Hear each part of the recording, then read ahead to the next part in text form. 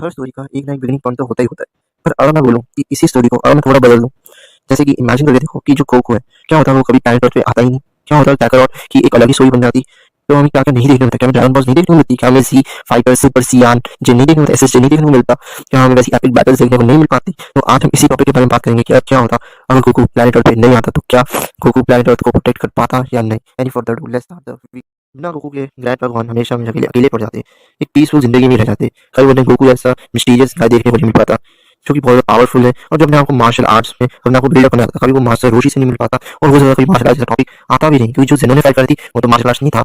तो हम इससे एक चीज़ तो समझ सकते हैं कि अगर गोकू प्लैनेट अर्थ में नहीं आता, तो बिल्मा, क्रिलिन ऐसे कितने लोग हैं, कभी उसे अपना पास्ट ही नहीं पता चल पाता कि वो कहाँ से बिलोंग करता है। कभी गोकू को यही नहीं था, हमेशा वो हमेशा ना वो कैटेगरी समझ के रहता। तुम समझ रहे हो कि गोकू के ना आने से कितनी चीज़ें बदलाती, और तक को नहीं पता होता कि क्या होता है सुपर सैयन, क्या होता है एसएसजे, उन्हें बिल्कुल नॉलेज नहीं होती। तो तुम समझो कितना बड़ा इम्पैक्ट ये चीज़ दे सकती है। तुम फ्रेंडशिप नहीं देख पाते किसी के बीच, जो फ्रेंडशिप इतनी स्ट्रॉन्ग बिल्ड हो जाए वो देखने को नहीं मिल पाती। और ऐसे ही करके गोहान जितनी चीज़ें ये सब गायब हो जाती है चुटकियों में। और बुलमा के पास सिर्फ ड्रैगन डेड हार्ट था, जिससे कि वो सर्च करती है ड्रैगन बॉल्स को, पर बिना गोकू के क्या वो उसे प्रोटेक्ट कर पाती, क्या उसकी जर्नी जर्नी टफ तो नहीं पड़ जाती, क्या उसे सर्वाइव करना मुश्किल तो नहीं हो जाता। क्योंकि जैसे हमने कैरेक्टर्स देखे हैं ऑलोंग और यामचा, क्या वो जो ड्रैगन बॉल्स थी तो किसी गलत हाथों में नहीं पड़ जाती, जैसे रेड रिबन आर्मी या किसी अदर के हाथ में, जैसे पिकलो भी हो सकता है, क्योंकि पिकलो भी हमें ड्रैगन बॉल के फर्स्ट सीजन में दिखाया गया था। इस पर आपके बारे में इमेजिन करके देखो, रेड रिबन आर्मी की फाइट चल रही है ना, और सिर्फ बुलमा उनके अगेंस्ट है ना, उनसे लड़ रही है।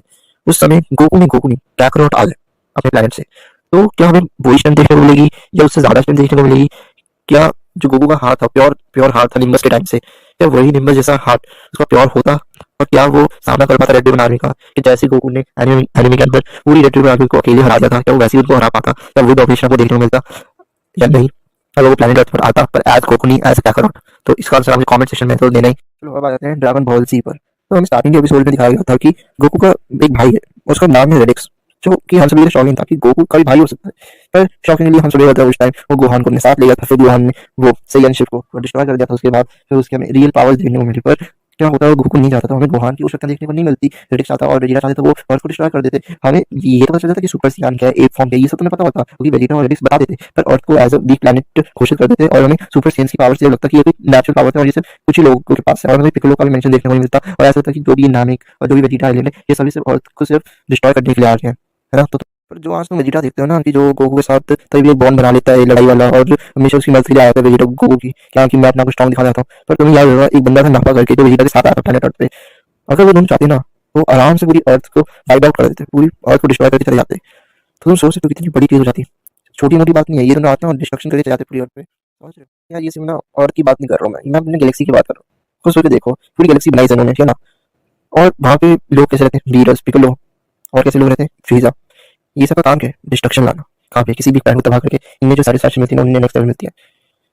खुद सोच के देखो, बीरस को कोई अच्छा खाना नहीं मिला, वो उस प्लान को तबाह कर सकते हैं, ठीक है ना। अब हम बात करते हैं फीजा के बारे में।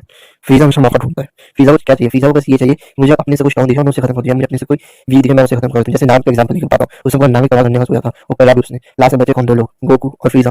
गोकू अपने लेजेंडरी सुपर सैयन फॉर्म में गया था उस टाइम, फर्स्ट टाइम, याद हो तो। वो उसी सीन से लोगों की इज्जत हो गई थी गोकू के लिए, कि गोकू ने फाइनली उस चीज को अचीव करा जो वेजिटा ने पहले अचीव कर ली थी, तुम्हें याद होगा। पर हमेशा वेजिटा कहता था कि क्यों गोकू मेरे से हमेशा आगे, क्यों ये हमेशा मेरे से अच्छी फॉर्म लेके आ जाता है, कि भाई उसे ट्रेन करता है। जब वो फीजा से लड़ने जाता है ना पर उसने ट्रेन कितना कराता है, मैं यहाँ लगा हुआ हूँ, कितना ट्रेन कराते हैं यहाँ पर। तो ये सब बात उसकी नहीं है कि सिर्फ हम अर्थ की बात कर रहे हैं। व्हाट इफ अर्थ पे नहीं हो, अपनी लैंड पे हो, तो काकारोट भी तो कुछ करता, अपने प्लान के लिए कुछ करता, ऐसा तो। चलो मैं पॉइंट पे आता हूँ स्ट्रेट। अगर गोकू सुपर सैयन फॉर्म से जाता, एज अ काकारोट में चला जाता, तो क्या होता?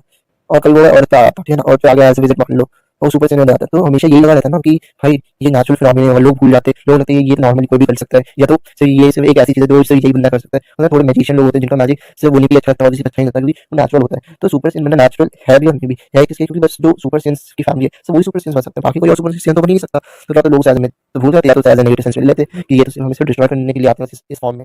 लेकिन सैड बात है कि फ्रीजा ने बारडॉग से लड़ाई करी, और जो फ्रीजा फर्स्ट टाइम आई थी वेजिटा के डैड से मिलने, तो उन्होंने कहा था कि हाँ वेजिटा एज यहाँ पे एक प्रोटेक्टर की तरह तुम्हारी रक्षा करेगा। पर हमें क्या पता था कि फ्रीजा ही वो होगी जो पूरे प्लान को तबाह कर देगी, समझ रहे हो।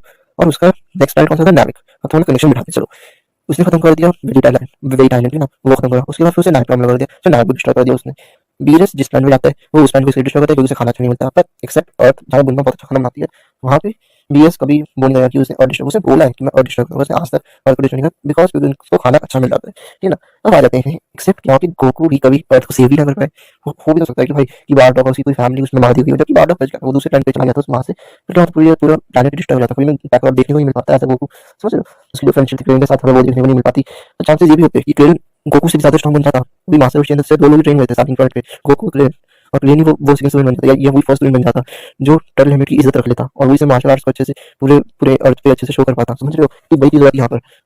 ऑल्सो वो उसके जो राइवल थे, जो वेजिटा था, हो सकता है उसकी कोई राइवलरी ना रही उसके साथ, वेजिटा के साथ, हो सकता है जो बॉन्ड उसका लैंड पर गोहान के साथ था वो हमें कभी देखने को नहीं मिल पाता। ऑल्सो ये एक स्ट्रॉन्ग काइंडर और एक बेटर वर्जन हमें देखने को मिलता गोकू का, कि गोकू अगर अर्थ पे नहीं भी है फिर भी वो अपने को किसी ना किसी प्लैनेट पे जाकर ट्रेन तो कर रहा है, चाहे क्या कर कर तो रहा है ना। तो तुम्हें इस बात से इतना तो समझ आ रहा है कि बिना गोकू के ये सारे कनेक्शंस एक अलग ही चीज बन जाएंगी, और जो होप होती है ना कि हाँ इससे तो उम्मीद है, ये तो हमें कभी वो नहीं करेगा, मतलब ये हमारा साथ नहीं छोड़ेगा, क्या हो कि गोकू साथ छोड़ देता। तो ये सोच के देखो ना क्या होता है कि गोकू बहुत वैसा हो जाता है कि सिर्फ अपना सोचता है, जैसे वेजिटा सिर्फ अपना सोचता है कि हाँ, सिर्फ मैं स्ट्रॉन्ग हूँ, तो दूसरा नहीं सोचता।